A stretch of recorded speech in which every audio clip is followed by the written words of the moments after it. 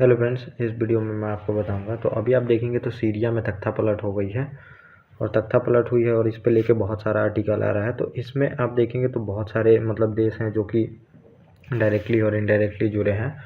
और यहाँ पे लोग सोच भी रहे हैं कि इतना जल्दी कैसे हो गया। 11 दिन में ही आप मान के चलिए कि तख्ता पलट हो गई है। और यहाँ पे जो बशर अल असद की गवर्नमेंट थी वहाँ पे उनको पूरी तरह से हटा दिया गया है। और ये अपने एक इनकी बीबी है और 2 बच्चों के साथ आप देखेंगे तो मॉस्को में जाके शरण ली है। पुतिन जो रूस था इनका सपोर्टर था। तो एक वहाँ पे जो ग्रुप था, मैंने जो बताया, आप मान के चलिए ये ग्रुप था, ये टेररिस्ट ग्रुप ही मान के चलिए। ये ग्रुप था जो कि सरकार के अगेंस्ट में लड़ रहा था। 2 ही ग्रुप आप मान के चलिए जो सीरिया में थे, 2-3। अब ये तो बहुत हिस्सों में बटा हुआ है और जगह जगह पे सबका कब्जा है। सीरिया में आप देखेंगे तो कुछ इलाकों में जो मेन सरकार थी उसका कब्जा था, कुछ इलाकों में आप देखेंगे तो तुर्की की भी सेना थी, कुछ इलाकों में ये जो विद्रोही थे ये लोग तो यहाँ पे थे ही।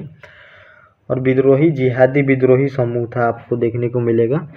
हयात तहरीर अल शाह नाम था इनका, साब नाम था इनका। तो ये लोग थे, तो इन्होंने ही अभी पूरी तरह से टेक ओवर कर लिया है गवर्नमेंट के पावर को। तो अब इसमें मैं आपको बहुत सारी चीज़ें बताऊंगा। आपको लगेगा इतना जल्दी हो कैसे गया है। तो हुआ ये, आप समझिए कि इसका ग्राउंड जो था, ये प्रिपरेशन ग्राउंड जो था 2010 से ही बनते आ रहा है। 2010 से बनते आ रहा है क्योंकि उस टाइम ही आप देखेंगे तो वहाँ पे अब एक था, यहाँ पे समझिए तो पास में ही कतर देश है और यहाँ पे सीरिया, कतर। तो कतर का जो गैस और ऑयल था ये अमेरिका, स्टार्टिंग से ही अमेरिका चाहता था कि यूरोप को दिया जाए और एक गैस पाइपलाइन बिछाई जाए जो कि सीरिया से होके ही गुजरे। लेकिन सीरिया में देखेंगे तो इनका जो अल असद थे तो इनके गवर्नमेंट आ गई थी तो इन्होंने बोल दिया था कि हम नहीं यहाँ से गुजरने देंगे। और इनके यहाँ भी कुछ ऑयल और गैस थे जो कि अमेरिका और यूरोपियन कंट्री चाहते थे कि ये यूरोप में भेजा जाए, क्योंकि यूरोप में आप देखेंगे तो ठंड के दिनों में बहुत ज़्यादा प्रॉब्लम फेस करनी पड़ती है और यहाँ पे रूस ही तेल प्रोवाइड करता है। तो रूस के लिए ये इम्पोर्टेंट हो जाता था। और अभी भी आप यूक्रेन युद्ध चल रहा है तो ये आप देखेंगे तो यूरोप पे क्यों समझिए कि प्रेशर बना हुआ है। प्रेशर इसीलिए बना हुआ है क्योंकि उनको चाहिए गैस चाहिए, फिर ऑयल चाहिए क्योंकि ठंड के दिनों में वहाँ पे बहुत ज़्यादा प्रॉब्लम फेस करनी पड़ती है लोगों को, तो वहाँ पे चाहिए। और अमेरिका भी यही चाहता था कि कतर का जो ऑयल है और जो गैस है डायरेक्टली वहाँ पे यूरोप में पहुँचाया जाए और इसके लिए पाइपलाइन बिछाई जाए जो कि आप समझिए सीरिया से होके गुजरेगी। लेकिन सीरिया में जो अल असद गवर्नमेंट थी तो इन्होंने पूरी तरह से मना कर दिया था। तो रूस के लिए एक तो ये इम्पोर्टेंट हो गया था कि उसका गैस और जो ऑयल है ये बिकेगा, फिर यहाँ पे प्रभाव भी बना रहेगा। और रूस भी चाहता था कि एक पाइपलाइन ऐसा बिछे जो कि अपने सहयोगी देशों को वहाँ पे ऑयल और गैस दे सके, जिसमें इंडिया भी शामिल हो, ईरान भी हो। तो ईरान, रूस, ये लोग जो सपोर्टर थे, तो सीरिया में जो गवर्नमेंट थी, करेंट गवर्नमेंट, उसकी सपोर्टर थे। और जो ये विद्रोही ग्रुप था उसकी पूरी तरह से सपोर्ट करता था तो नेटो ही करता था। नेटो में अब आप देखेंगे तो अर्दोगान भी है, तुर्की भी करता था। तो अब इसको लेके ही आर्टिकल आया है कि अब यहाँ पे आप तो समझिए पुतिन की ही हार हुई। पुतिन अब उस गवर्नमेंट को सपोर्ट कर रहे थे, इनकी एयरफोर्स भी अभी इसमें इन्वॉल्व हो गई थी। बहुत जगह पे आप देखेंगे तो बम भी बरसाया है जो कि अभी जिहादी समूह था जिसने कि गवर्नमेंट का पावर टेक ओवर कर लिया है, उस पर ये बम भी बरसाए थे लेकिन कुछ नहीं हो सका है यहाँ पे। लेकिन गवर्नमेंट चली ही गई है। तो आगे आपको यही देखने को मिलेगा। दुनिया के जो समझिए कि 2 काफ़ी इंपॉर्टेंट लीडर हैं और ये लोग आप समझेंगे तो सत्ता में कब से बने हुए हैं। पॉलिटिकल कि इन्होंने अपने पावर का एक आप देखेंगे तो मिसयूज भी किया है। और ये पुतिन भी हैं और अर्दोगान भी हैं। तो पुतिन क्या चाहते हैं कि रूस की जो भी यूएसएसआर था उसकी शक्ति को ये फिर से वापस दिखाना भी चाहते हैं, लाना भी चाहते हैं, ऐसा लोग बहुत बोलते हैं। और अर्दोगान भी हैं तो इनका भी आप देखेंगे तो खलीफा पद को, जो ऑटोमन साम्राज्य था, आप मेडिएवल हिस्ट्री पढ़ेंगे, ऑटोमन साम्राज्य था तो तुर्की से ही आसपास, तुर्की वाले इलाके के आसपास मिला के ऑटोमन साम्राज्य था। तो ये भी ऑटोमन साम्राज्य को फिर से जिंदा करना चाहते हैं, ऐसा बोला जाता है। और ये दोनों लीडर काफ़ी यहाँ पे पैसा भी लगाते हैं, रूस भी पैसा लगाता है, ये भी पैसा लगाते हैं और अपना जो आसपास के कंट्री हैं उस पर इन्फ्लुएंस भी खड़ा करना चाहते हैं, इन्फ्लुएंस करते भी हैं।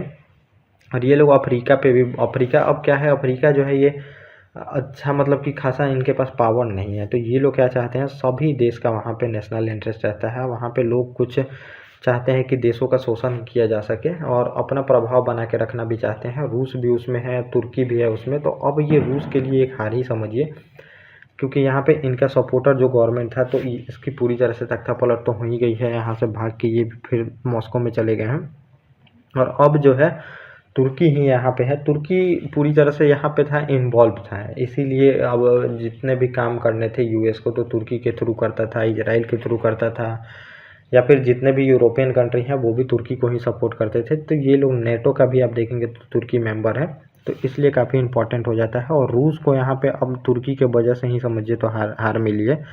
और अभी सीरिया का जो है ये फ्यूचर देखिए क्या होता है। बहुत सारे प्रवासी हैं जो कि अब भाग के बाकी जो आसपास के जितने भी कंट्री हैं उसमें सेटल होंगे और वहाँ पे अब अफ़गानिस्तान जैसा ही हाल हुआ है। अफ़गानिस्तान में भी आप देखेंगे तो कुछ ही दिनों में जो तालिबान ने गवर्नमेंट का पावर टेक ओवर कर लिया था, वैसे ही अब यहाँ पे भी हो रही है। बहुत कम दिनों में ही देखेंगे तो हार मान ली है सरकार ने। मतलब वहाँ के भी आप देखेंगे तो प्रेसिडेंट जो थे वो भाग के चले गए थे और यहाँ के भी अल असद हैं तो ये भी भाग के चले गए हैं। तो ये लोग लड़ाई में बिल्कुल सपोर्ट नहीं किए हैं। और सेना भी आप देखेंगे जो इनकी सेना थी ये बिल्कुल मतलब थोड़ा सा भी रेजिस्टेंस यहाँ पे क्रिएट नहीं कर पाई है जो कि जिहादी ग्रुप था।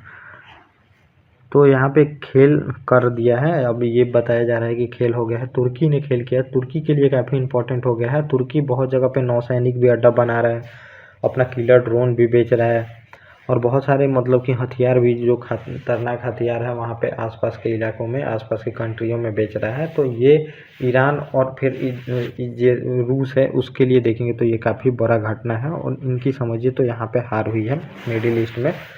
और ये लोग अब आप देखेंगे तो अफ्रीका में भी ज़्यादा प्रभाव नहीं दिखा पाएंगे और इस इलाकों में भी प्रभाव नहीं दिखा पाएंगे। और सबसे इम्पॉर्टेंट यूएस के लिए हुआ है। यूएस यहाँ पे चाहता ही था कि सरकार को यहाँ पे तख्ता पलट किया जाए ताकि जो कतर से गैस पाइपलाइन है वो बिछा के यूरोप में भेजा जा सके, ताकि यूरोप पे दबाव जो है ये कम हो सके और पैसा वो लोग यूक्रेन को दे सके और यूक्रेन जो है ये फाइट पूरी तरह से रूस से लड़ सके।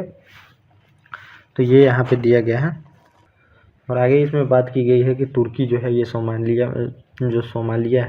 कंट्री में अपना एक नौसेना बेस बना रहा है।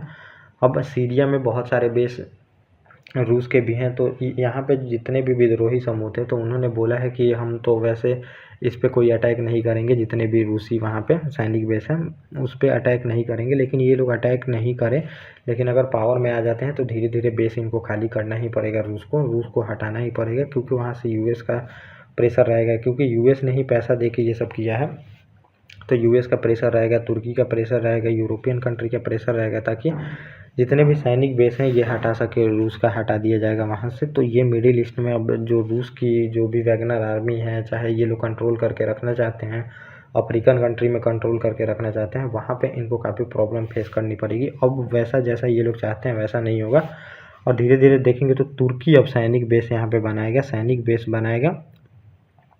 बेस नौसेना अड्डा जो है ये भी बना रहा है। तो ये सब बना के फिर वहाँ पे ये काफ़ी